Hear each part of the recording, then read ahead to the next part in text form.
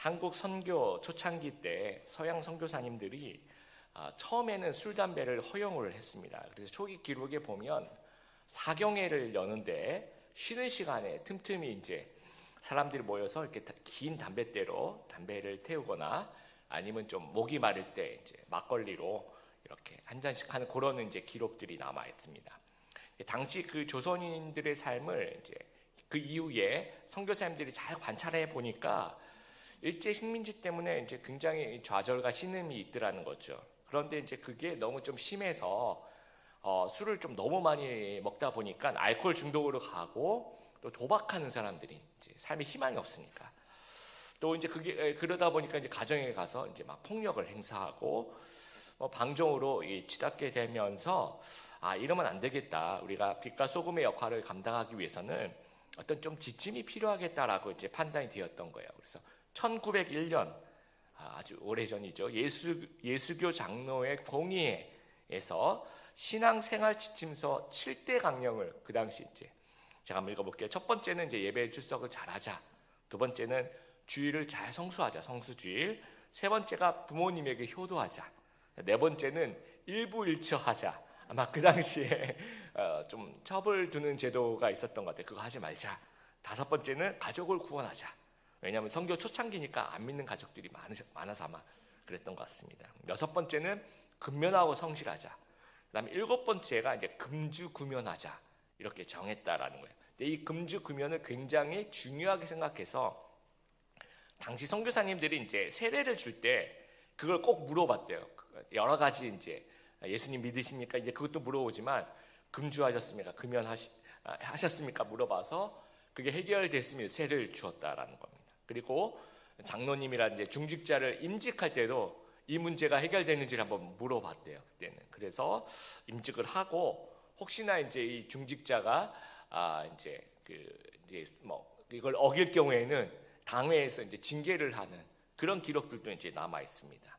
이러한 그 한국 교회가 100년이 넘게 지켜온 전통이 있는데 저도 어렸을 때 이제 그런 모태신앙으로 자라서 그 100년이 넘게 지켜온 전통을 이제 어렸을 때부터 배웠죠. 거의 뭐 세뇌 당하다시피 해서. 제가 이제 대학에 고등부에서 그럼 대학부 그때는 청년부죠. 제가 자라난 교회에서 이제 청년부로 들어갔는데 선배들이 이제 저희 또래들 몇 명, 제가 청년부 들어가자마자 뭐 1학년 뭐 그렇게 됐을 것 같습니다.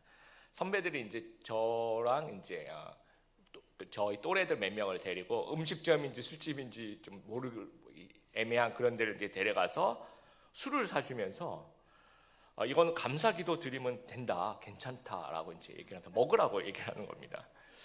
근데 그 당시만 해도 이제 어렸을 때부터 그렇게 배워와서 굉장히 좀 혼란이 됐어요, 제가.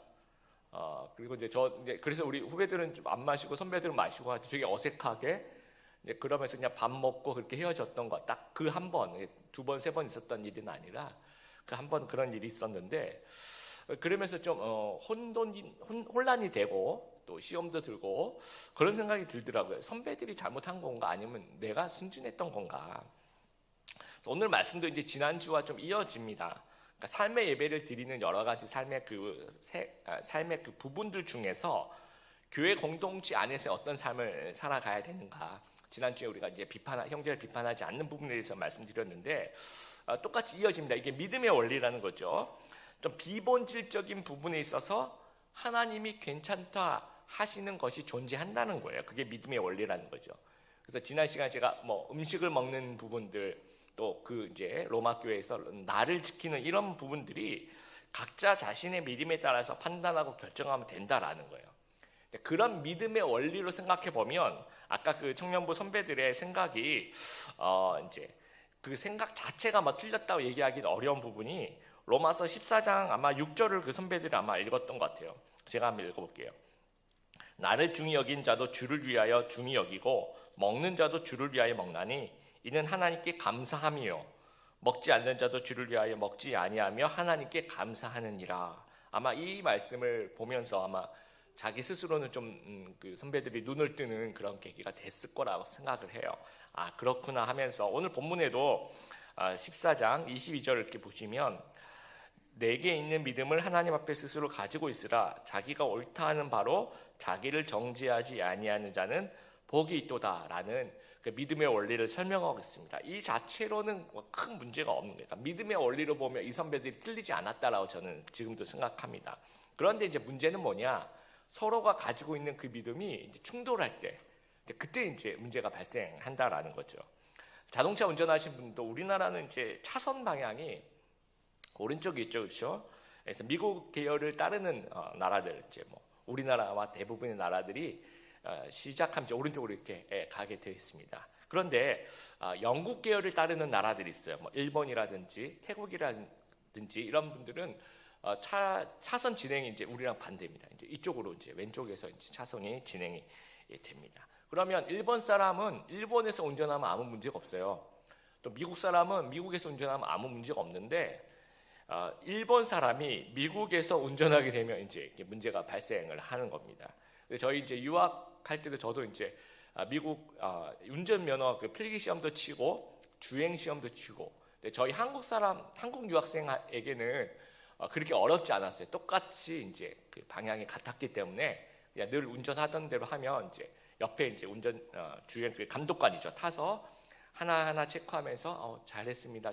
뭐 이렇게 다 성공했고 뭐 잘 스톱했고 뭐 그래서 합격 이렇게 하면 이제 그다음부터 이제 면허증이 나오는데, 일본 유학생들이 굉장히 어려움을 겪습니다. 일단은 그 보통 고함을 많이 지른대 감독관들이. 왜냐하면 일단 딱 출발하면 이제 그렇게 왼쪽으로 가는 버리, 일단 출발하면 역주행, 처음부터 역주행을 하는 겁니다.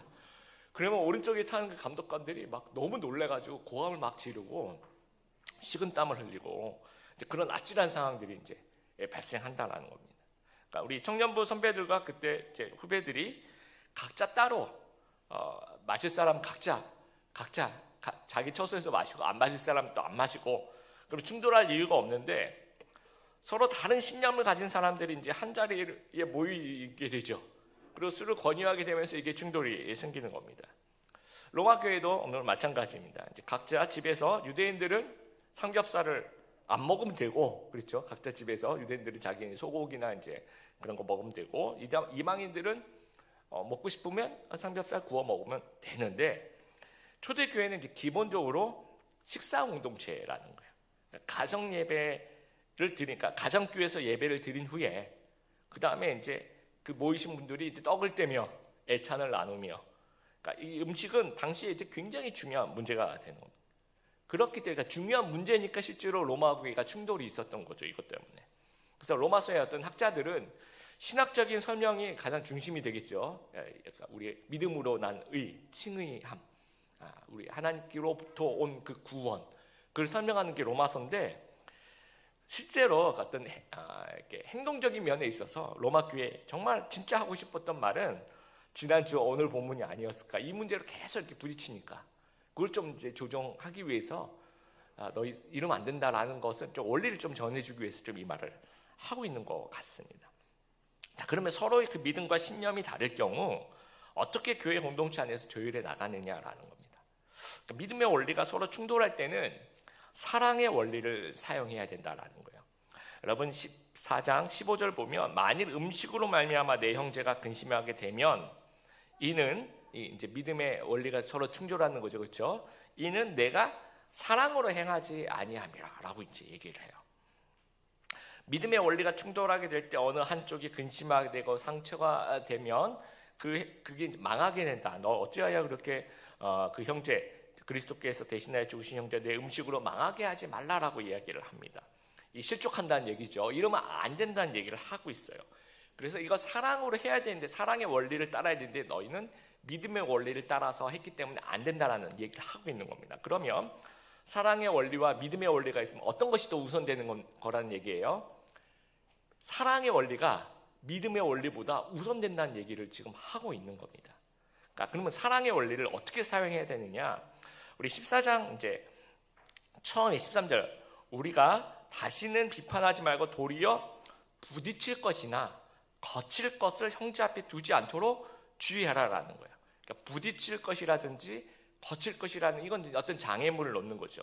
어떤 내 신념에 맞게 어떤 행동을 했는데 그 행동이 결과적으로 그 형제를 걸려 넘어지게 만들면 그게 이제 부딪힐 것이나 거칠 것이라는 거, 그거 하지 말라라는 겁니다. 그리고 4장 19절에도 우리가 화평의 일과 서로 덕을 세우는 일을 힘쓰나니, 화평과 덕을 세우는 일을 힘쓰고, 15장 2절에도 우리 각 사람이 이웃을 기쁘게 하되 선을 이루고 덕을 세우래요. 그 덕이란 말이 상대방을 유익하게 하고 나 때문에 시험 들지 않게 하는 것을 이제 덕을 세운다라고 얘기를 합니다. 그리고 15장 1절에 믿음이 강한 우리는 마땅히 믿음이 약한 사람의 약점을 담당하고, 그 약점을 담당해 주래요. 이 담당하고라는 말은 이제 돌봐주라는 얘기인데, 헬러어로 그 바스타조라는 얘기인데요. 이게 이제 영어 성경의 영어 뜻으로 보면 캐리, 뭔가 들고 가는 그런 뜻입니다. 그러니까 사도행전 여러분 3장 2절에 성전 미문에 앉은 안진뱅이 베드로와 요한이 고쳐주는 그 장면 기억이 나시죠? 성전 미문에 앉은 안진뱅이는 매일 아침마다 누군가가 메고, 그 안진뱅이를 메고 와서 그 자리에 놓는 거죠. 그 메고 오는 것을 담당하고, 이 단어입니다. 돌봐주고, 바스티죠. 이것을 신경 쓰고 끌어주라는 그런 얘기입니다. 그래서 강한 자들은 그냥 각자 알아서 믿음에 따라 행동하라는 얘기가 아니라 약한 자를 좀 이렇게 메고 가고 약점을 좀 도와주라는 이야기입니다. 그럼 이제 강한 자는 어떤 사람인가? 어떤 비본질적인 문제에 있어서 유연한 사고로 보다 넓은 자유의 영역을 가진 사람. 그러니까 어떤 자유의 영역이 이제 강한 사람 조금 더 넓은 거예요. 보다 넓은 자유의 영역을 가지고 교회 공동체를 위해서 내 자유를 절제할 수 있는 사람이 이제 강한 사람이라는 겁니다. 자, 어린아이와 어른이 같이 이제 길을 가요. 그럼 누가 누구에게 발을 맞춰야 됩니까? 어린이는 어른에게 그 큰 보폭을 따라갈 수가 없습니다. 그래서 어린이는 어른에게 발을 맞출 수가 없어요. 그러면 어른이, 강한 자가 어린이에게 발을 맞춰주는 것이 이제 이 원리라는 겁니다.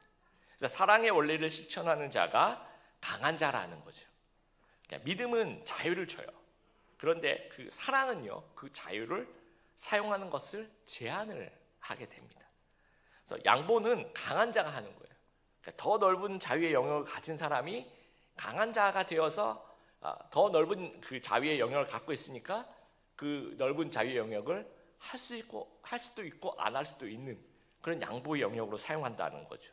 그러니까 타인을 위해서 내 믿음, 신념을 절제할 수 있는 사람이 강한 사람이고, 배려하고 양보하고, 강한 자가 배려할 수 있고 양보할 수 있는 것, 또 강한 자가 할 수 있는 이런 존귀한 사역이 배려와 양보라는 겁니다. 그래서 어떤 원리 면에서 타협하는 말이 아니라 정책 면에서 양보하라는 그런 이야기입니다. 아까 그 초대교회 식사 공동체도 마찬가지입니다.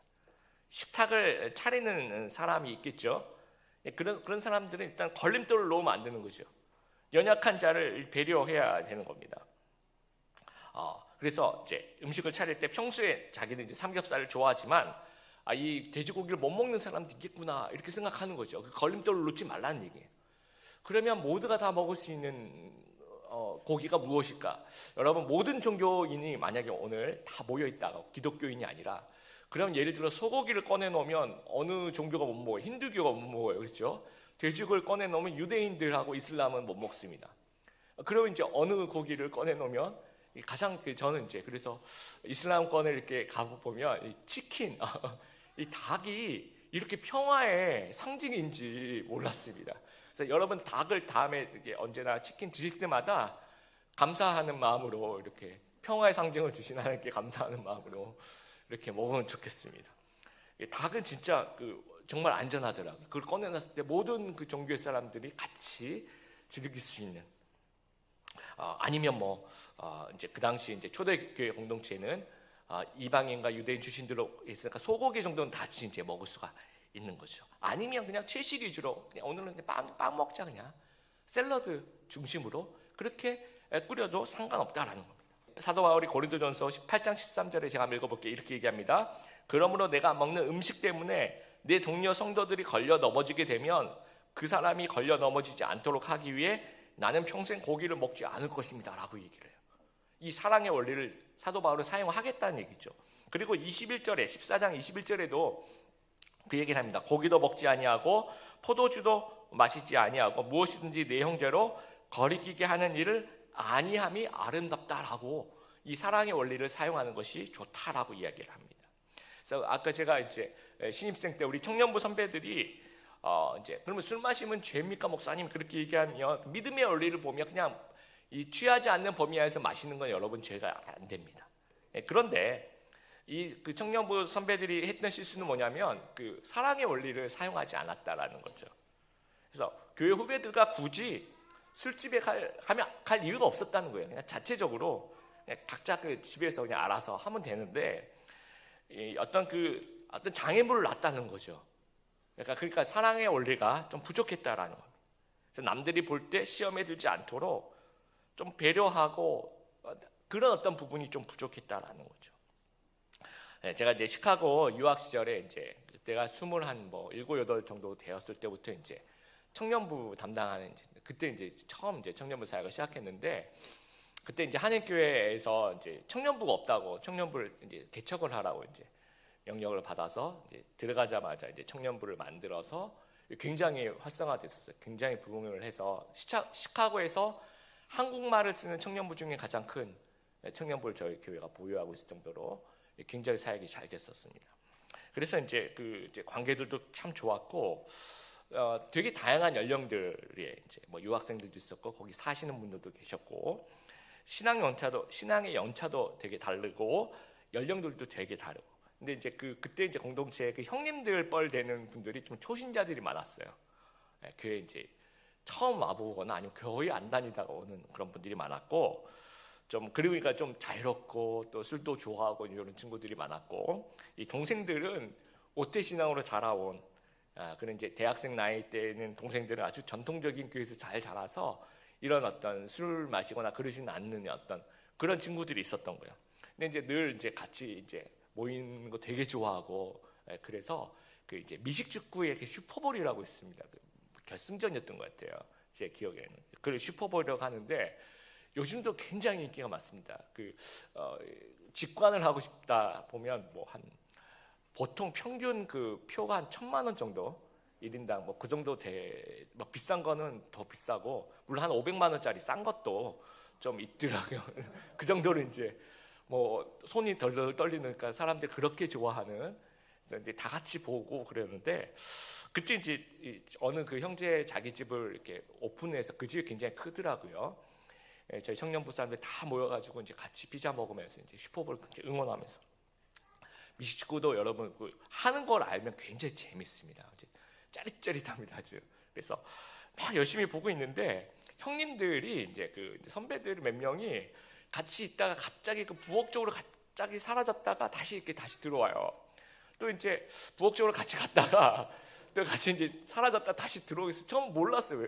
그래서 이제 나이가 많은 친구들이 자기들끼리 이제 할 얘기가 있나 보다 저는 이제 생각하고 그렇게 열심히 보고 있었는데 나중에 거의 경기가 끝날 무렵에 자세히 보니까 이 친구들이 이제 저기 가서 맥주를 마시고 있었던 거예요.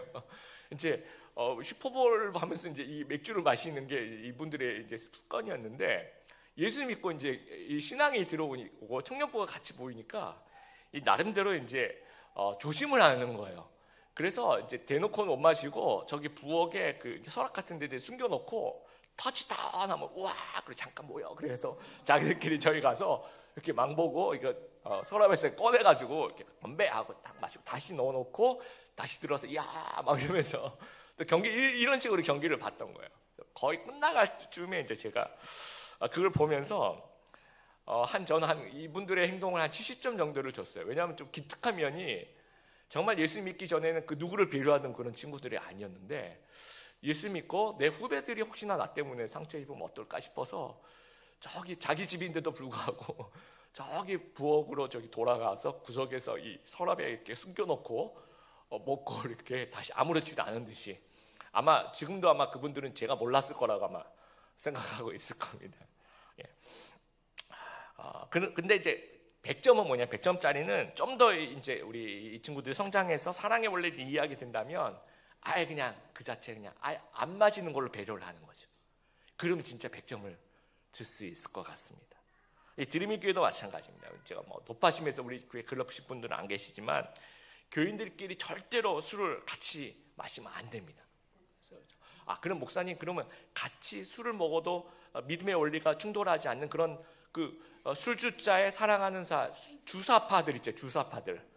주사파들이 같이 모이면 어떻게 생각합니까? 그러면 그 상황에는 문제가 안 되는데 이게 참 뭐랄까 소문이란 게 있더라고요. 그래서 그런 속담이 있죠. 낱말은 성도들이 듣고 반말도 성도들이 듣는다.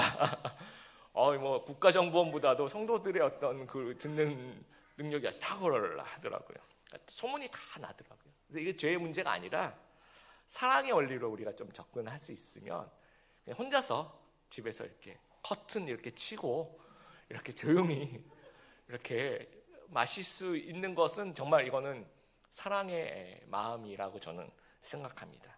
성도의 흡연 문제도 마찬가지입니다. 이건 흡연 문제 본질적인 문제 아니라고 생각합니다. 비본질적인 문제라고 생각합니다. 그래서 성교적인 원리로 본다면 저는 우리 교회에 흡연실이라든지 아니면 흡연 구역도 교회마다 저는 설치해야 된다고 생각해요. 왜냐하면 우리가 죽으면 하나님 앞에 서잖아요. 그렇죠? 하나님 앞에 서서 우리 믿음의 여부를 따라서 천국과 지옥을 가는데 흡연하신 분들은 하나님 앞에 한 3, 40년 빨리 서게 됩니다. 천국을 가더라도 빨리 가게 되고 그렇지 않더라도 어딘가 이제 빨리 가게 됩니다. 그러면 빨리 서둘러서 믿음을 가셔야 되거든요. 다른 사람보다도 3, 40년 한 서둘러서 빨리 주님을 만날 준비를 해야 되는 그런 어떤 선교적인 목적의 믿음을 구비하기 위해서라도 어디서든 교회 와서도 피워도 괜찮으니까 교회 좀 와라. 그렇게 하는 건 좀 필요하다고 생각합니다. 그런데 만약에 이제 담임 목사나 아니면 교회 우리 이제 중직자님들 안수 집사님들이 예배 마치고 여기 앞에 나가서 같이 이제 막 담배를 흡연을 막 설교 이번에 힘들었어 막 이러면서 막 피운다 생각해 보세요. 상상을 하는 겁니다. 그러면 우리 청년들 중에서 흡연자들은 와 목사님 진짜 멋있어요. 와 형님이라 불러도 돼요. 막 이러면서 되게 좋아할 것 같아요. 그런데 또 일부 또 우리 성도님들 중에서 목사님 결혼 안 되시는데 하면서 실족하는 분들도 분명히 있을 겁니다. 그러면 제가 해야 됩니까? 하지 말아야 됩니까? 하지 말아야 된다는 거죠. 그것이 사랑의 원리. 이게 나빠서 그런 게 아니라 좋고 나쁨을 떠나서 우리 성도들이 시험 들지 않도록 그런 의미에서 안 해야 되는 게 맞다라는 겁니다. 복장의 문제도 마찬가지입니다. 제가 이제 시카고에 처음 이제 유학 갔을 때 윌로크릭 교회라고 이제 저도 지금도 좀 닮고 싶은 그런 교회들 중에 하나인데 예배 시간 한 2달 정도를 처음에 이제 가서 예배를 드려본 적이 있어요. 했더니 목사님이 이제 평상복을 입고 이제 전혀 양복을 안 입고 모든 성도들이 하여튼 다 양복을 안 입고 목사님도 양복을 안 입고 무슨 하와이안 셔츠 같은 좀 어떻게 보면 좀 재미있는 그런 셔츠를 또 입고 반팔에 이렇게 올라오셔서 설교를 하시고 모든 그 어떤 공식적인 행사도 그렇게 진행하시더라고요. 그 모습이 너무 좋았어요. 나도 좀 저러고 싶다. 그리고 이제 그 2달 동안 윌로크릭을 다니면서 대학부 청년부들은 어떻게 예배를 드는지 되게 궁금했었어요. 그래서 이제 찾아서 그 건물 몇 층에 올라가면 이제 대학부 청년부가 몇 시에 예배 드린다 그래서 일부러 한번 가봤어요. 그래서 뒤에서 이제 이렇게 봤더니 목사님이 이제 청년부 목사님이시죠. 청년부 목사님이 이제 단에 올라오시는데 반바지를 입고 올라오시는 거예요. 반바지에 민소매를 입고 올라오시는데 자세히 보니까 발에 신발 안 신었다. 맨발로 완전 떨기나무 불꽃 아래서 너 이 거룩한 곳에 신발 그래서 그런지 모르겠는데 저는 완전 충격이었어요. 정말 제가 그 전통적인 장로교에서 모태신앙을 자라왔는데 반바지에 민소매 맨발로 목사님이 올라오셔서 설교도 하시고 기도도 인도하시고 이렇게 그렇게 하시는 거예요.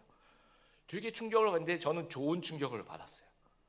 왜냐하면 그 옛날에 이제 모든 성도님들이 다 양복을 입는 시절에는 목사님도 반드시 양복을 입어야 된다고 생각을 해요.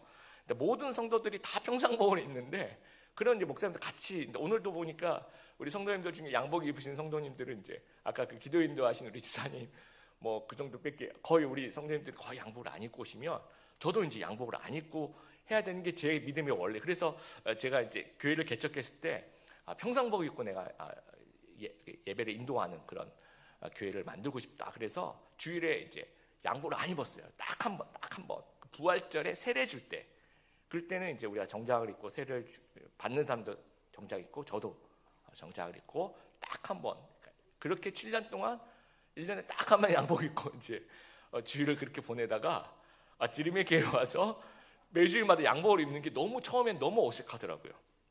근데 저의 믿음의 원리는 양복을 안 입어도 된다는 것이 제 믿음의 원리이지만, 혹시나 목사님 너무 멋있어 이렇게 하시는 분들도 계시겠지만 그래도 주일날은 그래도 좀 정장을 해야지라고 생각하시는 성도님이 계시는 한은 사랑의 원리로 이 복장을 갖추는 게 저는 맞다라고 생각을 합니다. 그래서 우리 성도님들 모두가 다 목사님 이제 뭐 이렇게 양복 안 입으셔도 돼요. 뭘 입어도 그냥 안 어울려요. 그냥 아무거나 입으세요. 뭐 이렇게 그렇게 편안하게 말씀해. 그 모든 분들이 다 그렇게 아무도 시험을 안 든다. 그러면 그때는 한번 이렇게 캐주얼도 입을 수 있을 것 같고, 반바지 그건 안 되나요? 그때 봤던 것처럼 맨발로 그런 것도 한번 해보고 싶고, 하여튼 그거는 모든 성도들이 다 괜찮다 할 때 그것 때는 뭐 할 수 있는데, 그런 것이 사랑의 저는 원리라고 생각합니다. 그럼 왜 맨날 내가 양보하고 배려해야 되는가? 우리 15장 7절 보세요. 그러므로 그리스도께서 우리를 받아 하나님께 영광을 돌리신 것 같이 너희도 서로를 받아라. 먼저 예수님이 스스로의 자유를 반납하고 이 땅에 오셔서 우리를 구원해 주셨대요. 그러니까 먼저 우리는 그 사랑의 혜택을 받았다라는 거죠. 그리고 우리가 자라나면서 저도 생각해 보면 제가 자라난 교회 많은 선배들이, 또 그 교육자들이, 또 내 주위에 있는 사람들이 저를 참으면서 저에게 양보해 주면서 그러면서 성장했던 것 같습니다. 그런 어떤 동력자들, 강한 자들의 양보를 통해서 우리가 또 이 성장해 왔다는 거예요. 그러면 이제는 내가 양보할 차례라는 겁니다. 내가 강한 자가 되어서 덕을 끼치면서 성장에 도움을 주는 그런 이제 입장이 되어야 된다는 거예요. 받은 은혜와 받은 용서를 기억하면 나도 배려할 수 있고 나도 이제 용서할 수 있다라는 거예요. 이제는 내 차례라는 겁니다. 여러분, 믿음의 원리가 부딪힌 중요한 이유 중에 하나가 뭐냐면, 무엇이 본질이고 무엇이 비본질인가에 대한 이해의 차이가 있는 것 같아요. 그래서 성경이 지금 우리가 몇 가지 예를 드렸지만, 정말 그 현대 그 다양한 환경과 배경 속에서 본질이 무엇인가를 파악하기에 아주 복잡하고 다양하고 쉽지 않고 아주 미묘한 부분들이 분명히 존재합니다. 여러분, 성경이 본질이라는 사실을 꼭 좀 붙잡고 있게 되길 바라요. 전통은 시대적인 본질이기 때문에 그 시대가 지나가면 또 비본질이 되는 거예요. 그러니까 이게 본질이 무엇일까? 여러분, 늘 성경을 직접 읽고 묵상하고 공부하는데 정말 최선을 다하시는 우리 성도님들 되었으면 좋겠어요. 또 이제 우리 코로나 때문에 개인 시간이 많아지니까 또 우리 신앙 좋으신 우리 성도님들 중에서 이 유튜브로 이렇게 투어를 하시는 분들도 이렇게 많이 있습니다. 유튜브로 이제 유명한 설교자들 이렇게 설교를 갖다가 일주일에 한 대여섯 분들 이렇게 정해놓고 막 투어를 다니시는데, 그게 나쁘다 생각하지는 않습니다. 하지만 제가 우리 성도님들한테 부탁드리고 싶은 건 뭐냐면, 그 시간에 직접 성경을 좀 읽고 직접 기도하고 그 시간에 직접 큐티를 하는 것이 훨씬 더 신앙 성장에 도움이 된다는 거 꼭 기억해 주시기 바랍니다. 그래서 우리가 아무리 복잡하고 다양하고 쉽지 않고 미묘하더라도 이 사랑의 원리를 꼭 붙잡으면, 이 양보와 배려와 이 덕을 세우는 이 사랑의 원리를 꼭 붙잡으면 거친 바를 헤쳐나갈 수 있다는 사실을 우리가 기억하게 되길 바라요. 아까 제가 믿음은 자유를 주고 사랑은 그 자유를 사용하는 것을 제한한다고 말씀드렸죠. 그래서 우리 교회 공동체에서 내 행동과 이 말이 혹시나 걸림돌을 놓는 것은 아닌가 좀 주의하고, 혹시나 나 때문에 혹시 너가 상처받지 않을까 이렇게 한번 살펴볼 수 있는 그런 저희들, 좀 주의할 수 있는 저희들이 되었으면 좋겠습니다. 그리고 형제의 약함을 볼 때, 여러분 15장 1절을 보면, 믿음이 강한 우리는 마땅히 믿음이 약한 자의 약점을 담당하고 자기를 기쁘게 하지 아니할 것이요. 이 아말렉과의 전투에서 이 모세가 이 기도 손을 올리면 승리하고 그렇게 내리면 지고 그랬죠, 그렇죠? 그럼 막 내려올 때 어떻게 했습니까? 사람들이 와, 지도자가 이렇게 연약해? 그걸 똑바로 못 드냐? 이렇게 비판하지 않고 어떻게 했어요? 아론과 훌이 옆에서 들어주면서 그 전투를 이겼다라는 거예요. 그런 어떤 자세가 우리한테 필요하다라는 거예요. 정말 어떤 대형 교회에서 새로운 새 신자가 오면 교회 정착이 어려우니까 교회 아주 오래 다니고 아주 신앙이 좋으신 집사님들을 이렇게 바나바팀이라고 붙여줬대요. 10주 동안 이분하고 이제 식사도 같이 하면서 교회 와서 예배도 같이 드리고 성경 공부도 좀 같이 하면서 교회 잘 정착하도록 고민도 상담해주고 하면서 그 10주 동안 그런 팀이 있다고 합니다. 그런데 이제 어느 그 새신자가 이렇게 왔는데 그 바나바 팀을 하시는 그 집사님이 그때 하필이면 그 교회에 시험이 든 거예요. 그래서 새신자한테 붙잡아 놓고 나는 진짜 이 교회를 더 이상 못 다니겠다고. 목사님도 마음에 안 들고 성도도 마음에 안 들고 하여튼 그때 뭔가 이렇게 힘든 일이 있었던 거예요. 그랬더니 이제 그 새신자가 내가 정말 어렵게 이 교회를 왔는데 당신 이러시면 안 된다고. 그러면서 이제 10주 동안 이 새신자가 이 집사님을 설득하기 시작한 거야. 당신이 교회를 떠나면 왜 안 되냐면 내가 이 떠나봐서 아는데 하면서 이제 막 이렇게 새신자가 이 오래된 집사님을 10주 동안 이렇게 케어를 해준 거예요. 네, 막 정말 보살펴주고, 그러니까 바나바 팀이 바뀐 거죠, 그렇죠? 그러면서 이제 이분이 정착하셨다라는 얘기를, 그 새신자 그 담임 목사님이 이메일을 썼대요. 그래서 이제 그분이 이제 알게 됐다라고 그 얘기를 들었습니다. 저는 이 교회가 여러분 좋은 교회입니까 나쁜 교회? 저는 좋은 교회라고 생각해요. 왜냐하면 이게 강한 자와 약한 자 이게 위치가 약간 바뀌긴 했어도 누군가가 강한 자의 위치가 되어서 누군가를 보살피잖아요, 그렇죠? 그러면서 이 해피엔딩으로 가잖아요. 이게 저는 교회의 모습이 아닌가.